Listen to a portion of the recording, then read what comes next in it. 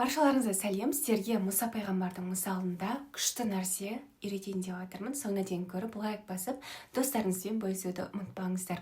Енді қараңыздар, адам всегда қимыл қозғалыста болу қажет. Не только физикалық тұрғыда, сонымен қатар миымен жұмыс тұрғысында да. Яғни адам үнемі еңбектену қажет, үнемі дамып отыру қажет. Неге? Және де үнемі дамып отырғаннан кейін былай дұға жасасаңыз болады. Мұса пайғамбар өте көп еңбектенеді да, шаршап бір талдың көлеңкесіне жатады да былай дұға етеді. Аллахым, сенің беретін әрбір жақсылығыңа мұқтажбын дейді. Мұса пайғамбар айтқан жоқ, Аллах тағала, неғып мен істей беремін, мен шаршап кеттім, надоело уже, неғып аналар істемейді, мен ғана істей беремін ба деп айтқан жоқ та. Ол жасай берді, ішкімен санаспады, содан кейін барып дұға етті, жасап шаршап демалған кезде. Аллахым, сенің барлық беретін жақсылығыңа мұқтажбын еді. Бекерден бекер айтқан жоқ. Пайғамбардың мысалы біздің өмірімізде де бекерден бекер келген жоқ. Біз қазір адамдардың, қоршаған ортаның айналасына жүреміз, всегда жанымызда адамдар болады. Және де кейбір тірліктерді жасаған кезде, біреуден көп жасаған сияқты болған кезде осы дұғаны естеріңізге түсірсеңіздер болады.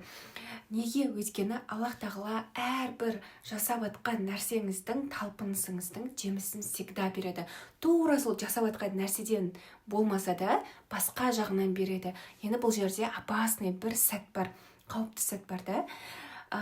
Бұланы ұмытпау қажет. Аллах тағала береді, сіз мына жақтан күтесіз, бірақ мына жақтан берген кезде сізде эмоция болмаса, немесе Аллах тағалаға шүкіршілік болмаса, кейін жайлап ризығыңыз азая береді. Сіз оны байқамайды қаласыз да.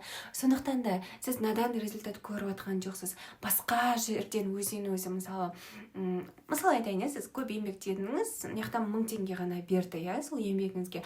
Ал үйіңізге келіп тұрсаңыз, үйіңізде торт, немесе бір манты дайын тұр, немесе біреу сыйлыққа бір ақша берді.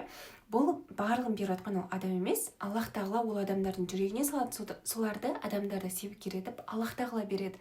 Сол кезде шүкіршілік айту керек, всегда осылай.